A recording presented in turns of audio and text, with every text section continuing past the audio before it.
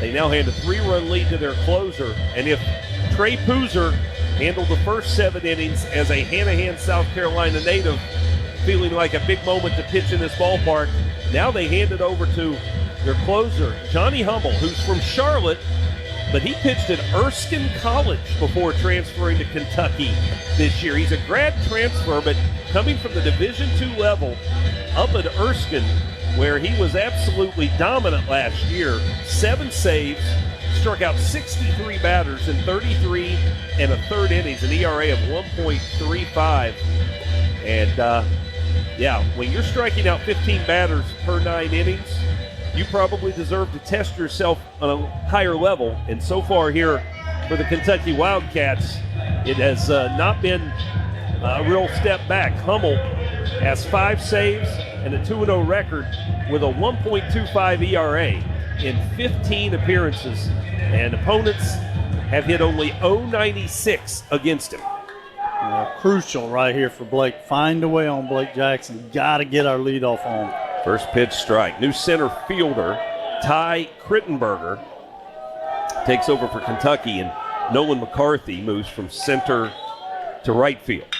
Jackson hits it hard in that left center alley, and he hits it a bunch, and he's hit it out of here. Jackson, opposite field home run. Carolina's first home run in the last 4 games. And Jackson gets the Gamecocks within 2 at 4-2. Well, I said got to get the leadoff on. That's one way of getting on for sure. So now that flips back to Talmadge. You got to find your way on. I'll be honest, and I know Hummel's been their guy. I was really shocked to see lefty come out of the game because of what we've struggled all year lefty. So that's a big opportunity right here for the Gamecocks. That's another corner pantry home run and another $50 to the Gamecocks General Scholarship Fund. Download the Corner Pantry app to save at the pump and in the store. First pitch to LeCroy is ball 1. Blake Jackson wearing out that left center field gap, isn't he? A double and a home run tonight. And there's ball 2 high from Hummel. Yep, and find a way on here. Got pinch hitters lining up now with Brewer and Ellis due up, so you can do a lot of things. Want to hear a strange stat about Hummel? I told you he's only giving up an .096 batting average. Of the 8 hits he has allowed now this season, Stuart, 4 of them are home runs. Yeah. That's crazy. 4 home runs out of 8 hits. And that home run tracker, of course, brought to you by Nicholas Air, the exclusive private aviation partner of the Gamecocks. The home run from Blake Jackson, which was his second of the season, traveled 387 feet and was 102 miles an hour exit velocity. Well, with those numbers now, it becomes ultra important to get the tying run to the plate. And here's a strike thrown by Hummel. It's 2-1. Gamecocks have brought Dalton Reeves into the on-deck circle to hit for Brewer. Foul ball backing out of play. 2-2 now. So after the visit to the mound by the catcher Burks, Hummel settles down after he gave up the home run. He threw 2 balls to LeCroy. Now he comes back and suddenly has the count even. Well, I'm going to ask you a question. If you know, I'm impressed. Maybe Dalton Reeves played at Erskine. Swing and a miss by LeCroy, and that is out number 1. Now Reeves and Hummel, likely, possible at least, former teammates for the Fleet. The Erskine College Fleet. 1 out, bases empty, 1 run home, but the Gamecocks trailing at 4-2 here in the bottom of the 9th inning. A 1-1 game until the 9th. Kentucky got 3. Gamecocks have struck back with 1, but they need base runners as Reeves takes a breaking ball low. Yeah, just find a way on base. Find a way on base is your whole mindset right here. 1-1 pitch, swung on and slammed to right field, and that is gone. Dalton Reeves leaves the yard. A no-doubter over the wall in right. 2 home runs in the night for the Gamecocks. It is 4-3. The only question about that one is whether he hit it high enough. A line drive screamer out to right. Carolina's bats suddenly awaken with 2 ninth-inning home runs to keep them alive, and that is another Corner Pantry home run, another $50 to the Gamecocks General Scholarship Fund. Download the Corner Pantry app to save at the pump and in the store. We'll have another pinch hitter for South Carolina as Gavin Casas will step to the plate and hit for Lee Ellis. Well, you said it, now 5 home runs out of the hits. And if there's ever a guy that can launch one again, the question will be, will he get a chance at least off of him? Pitching coach Dan Roselle on his way out to the mound. Boy, Hummel in conference play had given up 5 hits in 13 innings, and 3 of those were home runs. So now he's given up 7 hits to SEC hitters, and 5 of them have been home runs. A little bit of a problem with the gopher ball. They do have a right-hander up and loosening, but it does not look like the Dan Roselle intends to make a change here, and it probably has to do as much as anything with the fact that Casas has struggled with right-handed pitching as much as he has, but he is without question an absolute threat with a power bat. Gamecocks in the top of the 9th allowed a leadoff single on an 0-2 pitch, then a wild pitch, then a batter was hit by a pitch, and then Kentucky went into small ball mode to score 3. Gamecocks have used the opposite approach. They're swinging for the fences, and they've erased 2 of those 3 runs, and it's now 4-3 as Casas takes ball 1 low. Yep, and I would think Tyler Causey is looming somewhere in their dugout as well. Pitch is low again to Casas. 2 balls and no strikes. Well, this is why you want to hit last. It's why you want to be home in these games. Boy, you get your opportunity right now. 2-0 to Casas. In for a strike. Well, if they did play together, Dalton Reeves won that Erskine Flying Fleet battle. Gavin just digging in here. Here's a drive to right field. Did he get it all? He did! Gavin Casas ties this game up. 3 home runs in the bottom of the 9th for South Carolina.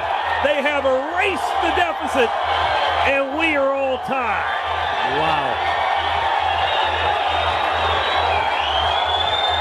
Another laser bolt to right.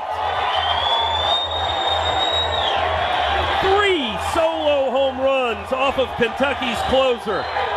Carolina gets itself off the mat and are not done yet.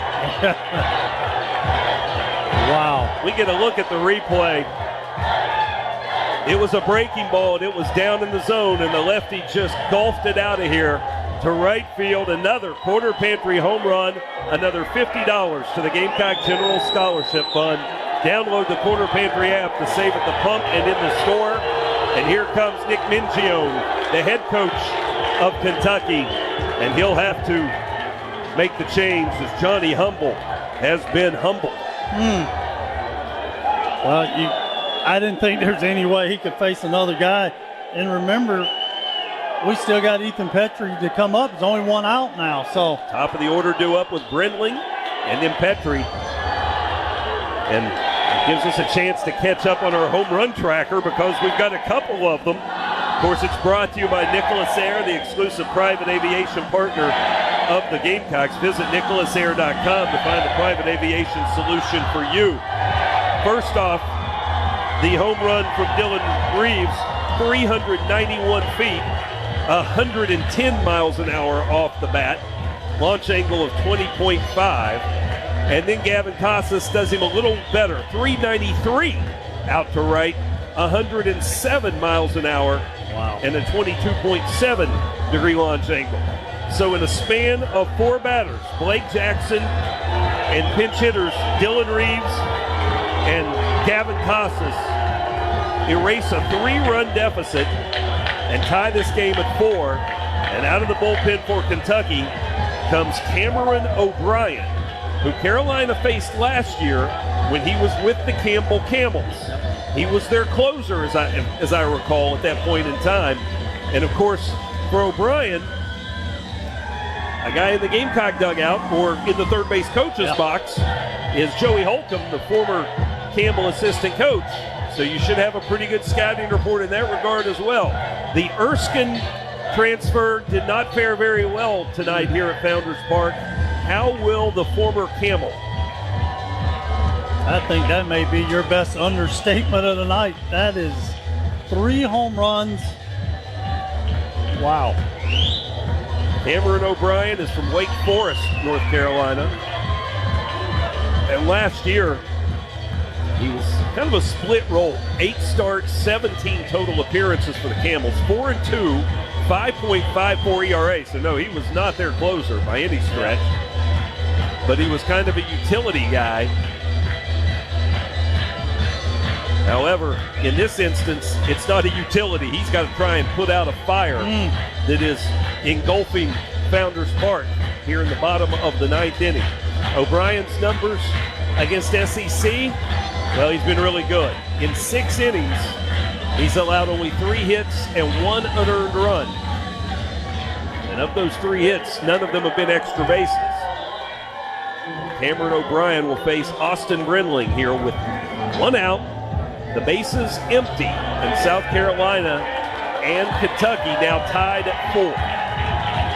And Austin Brindling, you've used the word tonight, pesky, and that's exactly what he needs to be here. Find a way, get on base, get Ethan Petrie up with a chance to really win it with just a ball inside the park with his speed.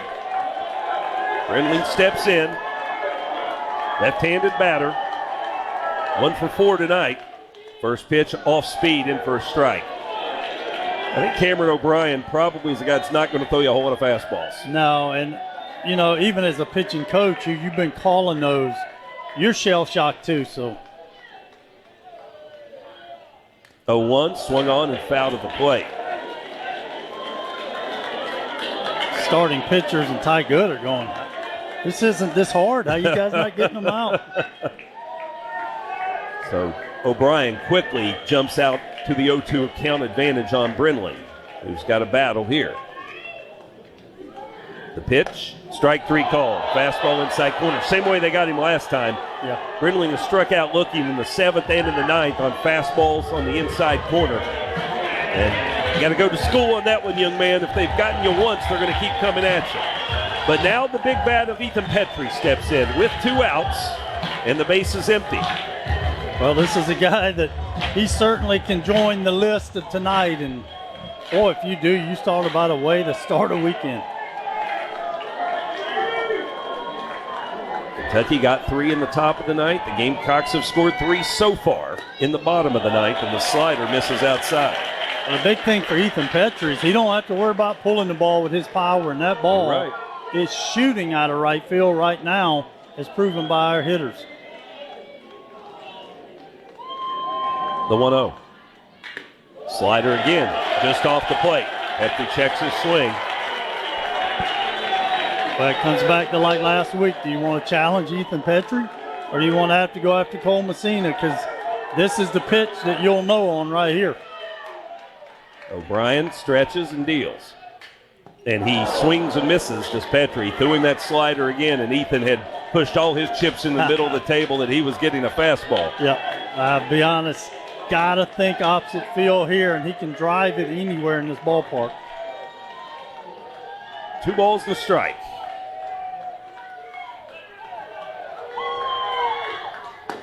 And he throws a changeup for a strike on the outside corner.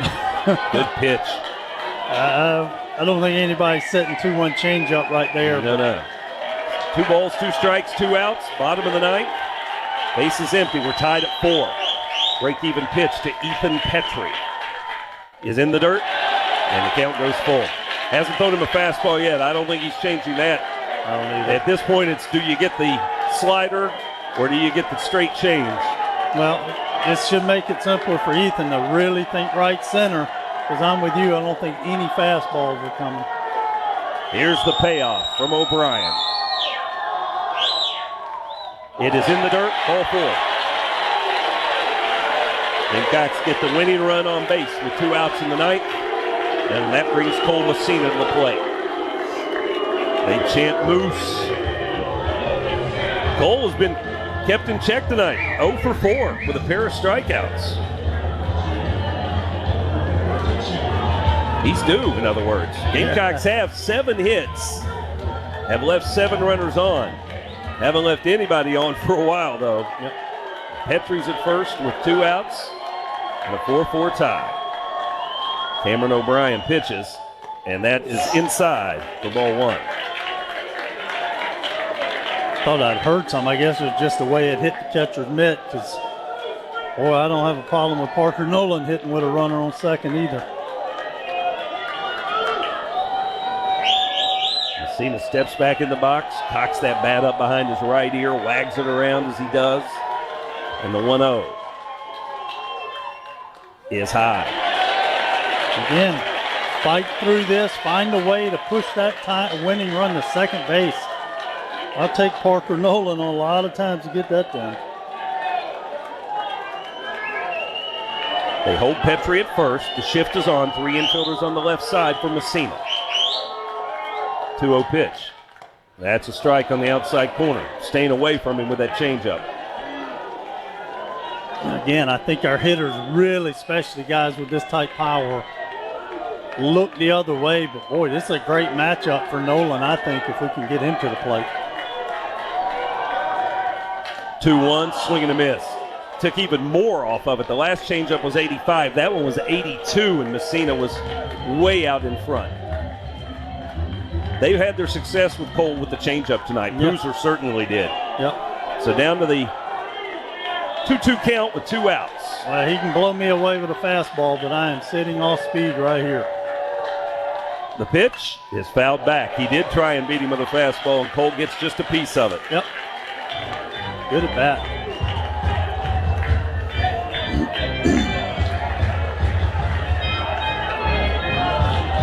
Three home runs in the inning for South Carolina to tie it at 4 in the bottom of the ninth. Petrie at first. A 2-2 pitch due to Cole Messina. Here it comes. Swing and a miss. Slider down and away, and that does it.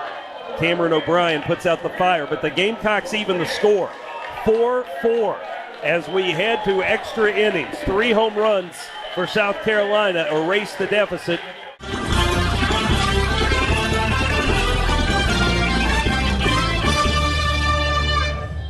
Well, Mark Kingston told us at a press conference yesterday, you're going to see some things you may not have seen before this season. We're about to tell you what those things look like.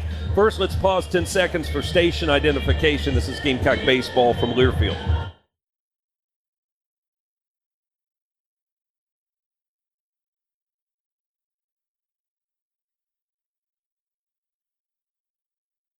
A couple pinch hit home runs tied this game in the bottom of the ninth for South Carolina, but that also means those pinch hitters have to be replaced or kept in the lineup somewhere. And Gamecocks already shorthanded with Will Tippett, of course, out this weekend with a concussion and the knee sprain.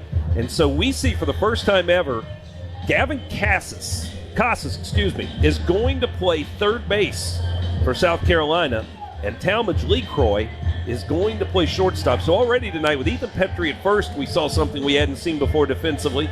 Now you've got Casas at third, LeCroy at short, Petrie at first. Evan Stone takes over in center field.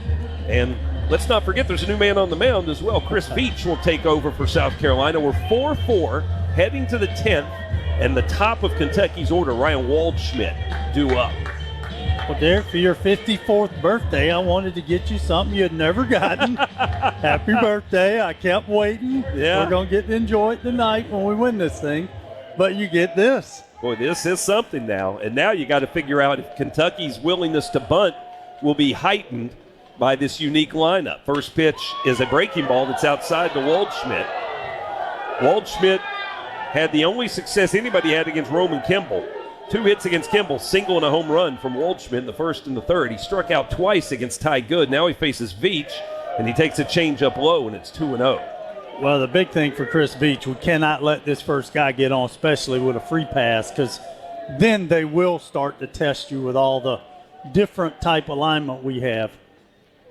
Changeup for a strike. 2-1 to Waldschmidt.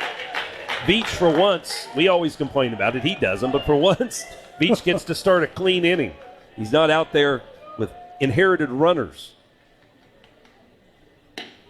3-1 as that fastball sails outside. But on the other hand, he's out there in the 10th inning of a 4-4 game. Yeah. So it's not exactly like Never he's easy. easing into one. No, this is so important for us. Kentucky has to still be shell-shocked if we can just get them off the field. And instead, a breaking ball at 3-1 is high, and it is the dreaded leadoff walk. And a guy on now who has, he's got 15 stolen bases on the season, and now they can put you in the spin cycle a little bit with what they do. Here's Petrie. Well, you got athletic guy Chris Beach on the mound. You got Gavin Casas coming in. He's crashing at third right now as they expect something. Bob over to first. Waldschmidt steps back.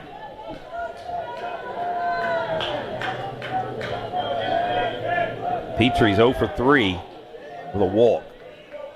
Leadoff runner aboard here in the top of the 10th. Runner goes, squaring the bunt, taking the pitch, throw to second, nowhere close. And Waldschmidt easily stills that. He had a huge jump on Beach there. Yeah. Messina never had a chance.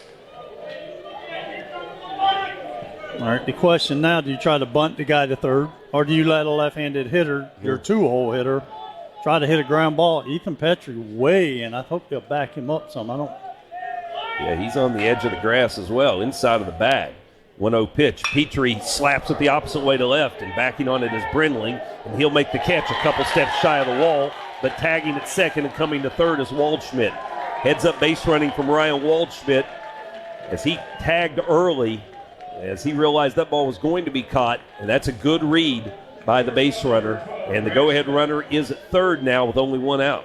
Yeah, big-time read right there. I was honestly thinking that ball was carrying. He read it immediately, tagged. And we're going to have another offensive committee meeting. Yeah, powwow. Grant Smith is due up. They're going to huddle up everybody from the base runner to the hitter to the third base coach / head coach to a couple of assistant coaches to the on-deck hitter. First base coach coming over. I mean, we're the only ones who aren't in this huddle for Kentucky. It's another T.M. Floyd & Company consultation. Are you an experienced Java, .NET, or full-stack developer looking for a challenge or a new job? Contact T.M. Floyd & Company and follow them on LinkedIn for job opportunities.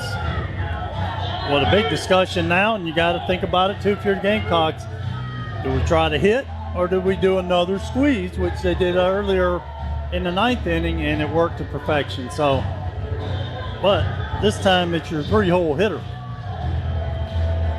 Grant Smith, a guy that handles the bat well, though.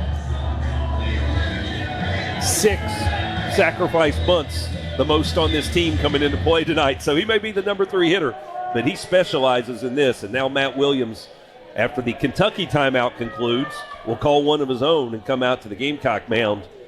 And they're going to talk strategy here on how to deal with Smith. Yeah, Grant Smith, a guy who prior to this year was certainly not a middle of the order hitter, was a guy that they leaned on a lot to move runners along. On the Sainsbury look at the bullpen, Connor McCreary up and throwing in the bullpen for South Carolina. I think that's one of those that you just have him ready in case this would change on Chris real quick. This is certainly the guy you want on the mound in a tie game. So you might see Veach out if we weren't able to execute this, but right now this is the dude we want. Infield's going to be in. Boy, you talk about putting the new guys out there, Casas and LeCroy short, and Ethan at first. Now you got to all come in inside 90 feet. Smith last year led the SEC with 11 sacrifice bunts. So, yeah, you better believe he's a threat to put one down here with a runner at third and one out. Infield in, he squares, bunt, attempt, no. He pulls it back and takes a changeup low.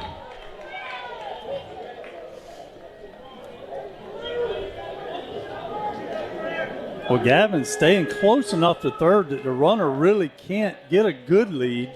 So it's going to make it tough if they decide to bunt. He squares again, and that one he offered at, and he couldn't get down to the low fastball, and it's 1-1. I know what's going through Cole's mind is what I am. Talmadge rotated over on that because no reason for him to come in. The runner almost slipped. I thought there might be a chance to throw behind. The 1-1 from Veach. He squares again, and he pops the bunt back foul and into the netting, and it's 1-2. I'll tell you what, Extra innings Friday night in the league, it gets really difficult to execute. The single by Grant Smith in the 9th inning is what got Kentucky's 3-run rally started. He was in an 0-2 count, so don't discount his ability to make something happen here at 1-2. Infield stays in. He squares early. He pulls the bat back, and he takes a fastball or a changeup high. Had a feeling as early as he squared that was going to be the old Butcher Boy play, and it was. Yeah, and I'm really not sure what he has the game by doing a Butcher Boy there. In fact, the infield's in, so he's got the advantage in that situation right now. Changeup, strike 3 called. Veach floated one in just above the belt, and a huge strikeout for out number 2 here in the top of the 10th. Boy, we got a big zone from Jeff Head there. Thank you very much. And now with 2 outs, the infield backs up, and at the plate is Nick Lopez, the left-hander who's led this team in hitting in conference play. First pitch changeup in for a strike. Runner at third, Waldschmidt with great speed. Got a leadoff walk, stole second, moved to third on a fly out to left. He's still at third with 2 outs as Veach eyes him as he creeps down the line, and the changeup is in for strike 2. Back-to-back Bugs Bunny changeups for Chris Veach. And Lopez now in an 0-2 hole. Crowd on its feet here at Founders Park. 0-2, just a bit outside. These umpires get into it too, so let's see if we can get one that they can take and we get called. 3 straight changeups. Does he throw in something different here? The 1-2 for Veach. Just high again, the same pitch. Monty Lee came out of the dugout before that pitch and was shifting the outfield, I think, around a little bit. Gamecocks with a makeshift crew. Casas playing third, Petrie playing first. LeCroy at shortstop here in the 10th inning. The 2-2 pitch. Hammered to right field for a base hit. A line drive. 5 straight changeups, and eventually Nick Lopez had it timed, and Kentucky takes the lead here in the 9th. This is where, again, try to minimize here, get back in. Still got a great crowd here that's ready to get behind you, and big part of our lineup, but it just shows you that guy. You said he's the leading hitter in conference play for a reason. Nick Lopez. And a big RBI single here in the top of the 10th, and that gets Mitchell Daly to the plate. Fastball misses high. And Cole can't get unfocused behind the plate, or they'll take off on you here to try to get another runner in scoring position. Tell you, this Kentucky bunch just does not blink. Swing and a miss by Daly. Even when they give up 3 home runs and 4 batters in the bottom of the 9th inning and let a 3-run lead disappear, they come right back in the top of the 10th unfazed and get a clutch 2-out single and have the lead again. And that explains, the count goes to 2-1, why they are sitting at 15-3 in SEC play. No question. They can beat you a lot of different ways.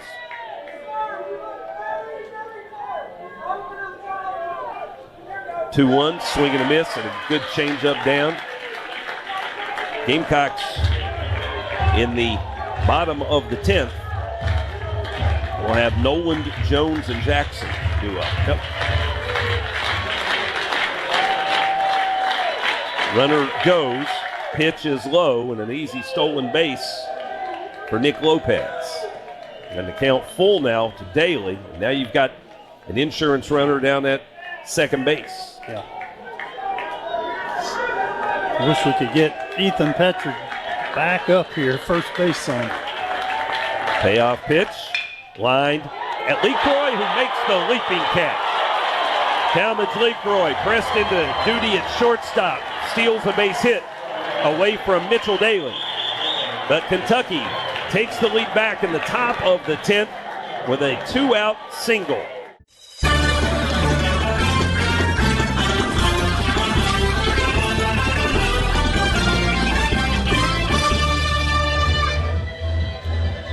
Gamecocks in extra innings for only the second time this season. First one, of course, a lost to Clemson in 12 by a score of 5-4. This one sits at 5-4 right now as we go to the bottom of the 10th. Kentucky's going to stay with the right-hander, Cameron O'Brien. You're a little surprised by that. I am, just because we've struggled at times with a lefty. They got another quality lefty in the bullpen, but they failed Connor O'Brien, what we saw, all those change-ups and breaking balls. But I liked our chances with Parker Nolan getting to go against the righty.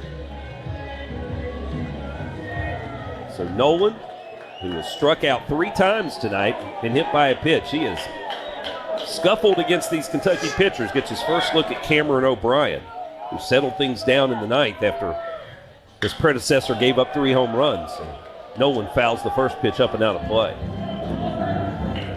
Again, I know I repeat things a lot, but I'm not very smart. Find the way to get the leadoff guy on base. Now, it didn't matter in the 9th with all the home runs, but put the pressure right back on them and make them think, oh, here we go.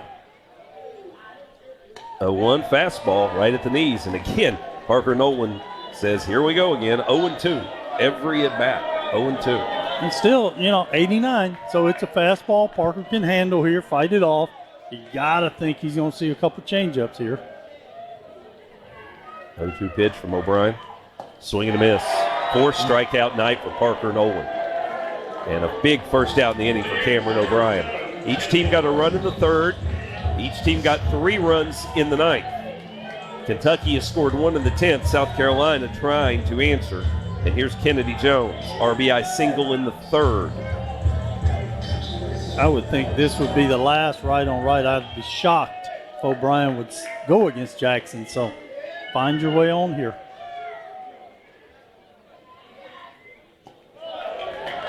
Slider misses down and away for ball 1. They shift the infield. Second baseman joins the shortstop and third baseman on the left side. Outfield, though, plays a little bit the opposite way. Left fielder swung way off the line into left center. Another slider nowhere close in the dirt. 2-0, Kennedy Jones.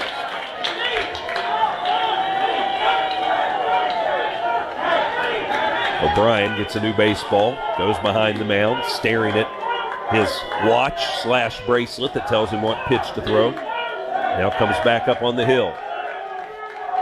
Kennedy Jones waiting. Here comes the 2-0, and that is low. Jones walked in the 2nd. That was his 30th free pass of the season.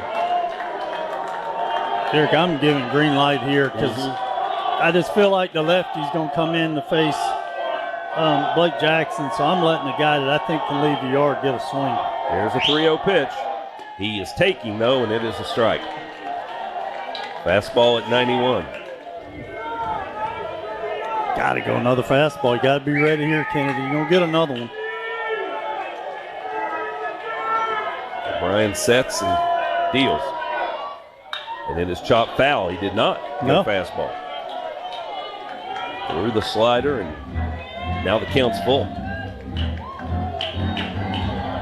You use the word guess. You're not really guessing as a hitter. You're trying to see what they've done. Yeah.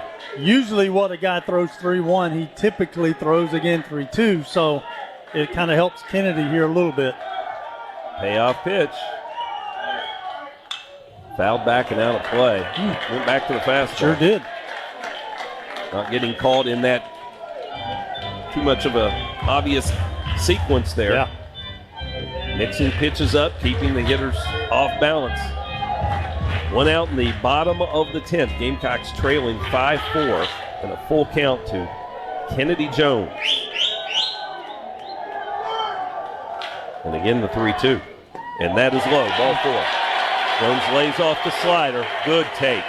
Really good at bat for Kennedy Jones. His 2nd walk of the night. Tying run on base. And nobody's swinging any better than Blake Jackson tonight. Double in the 2nd. His home run in the 9th was the first of 3 the Gamecocks hit in that inning to tie this game up. And in between, a couple of well-hit balls to left field and center.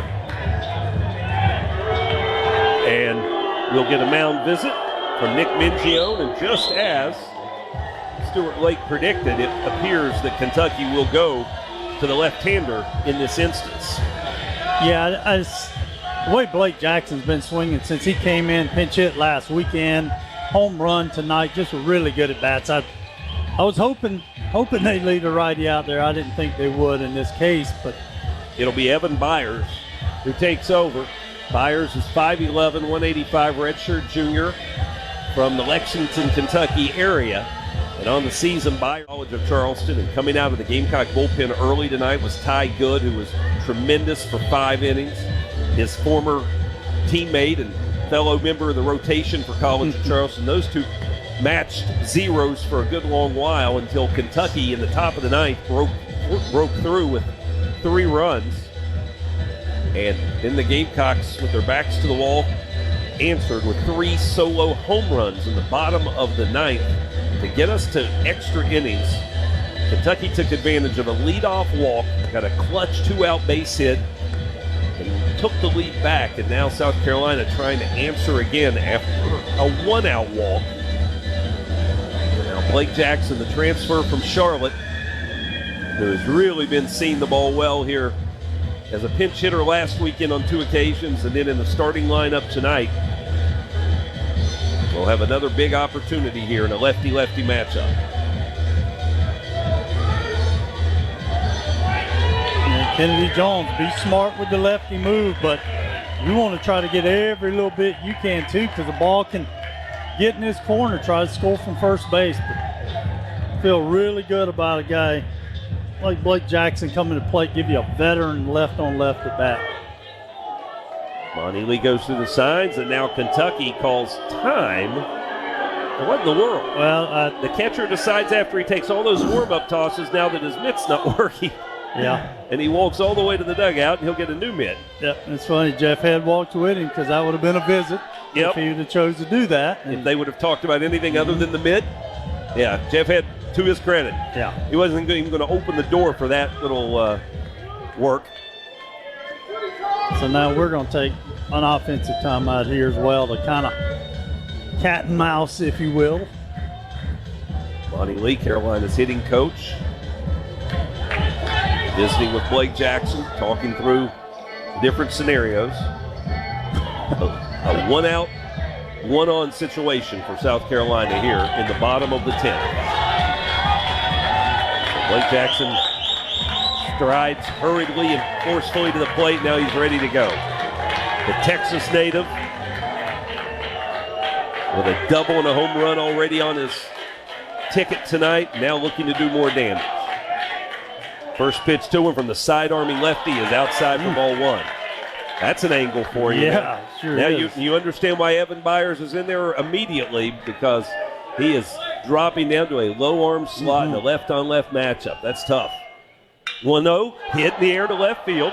Backing up on it as well, Schmidt. He's at the wall. He leaps. It's out of here. It's out of here. It's a home run, and the Gamecocks have won the game.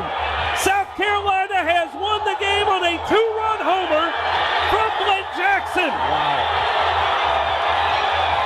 I wasn't sure anyone but myself saw the third base umpire signal home run.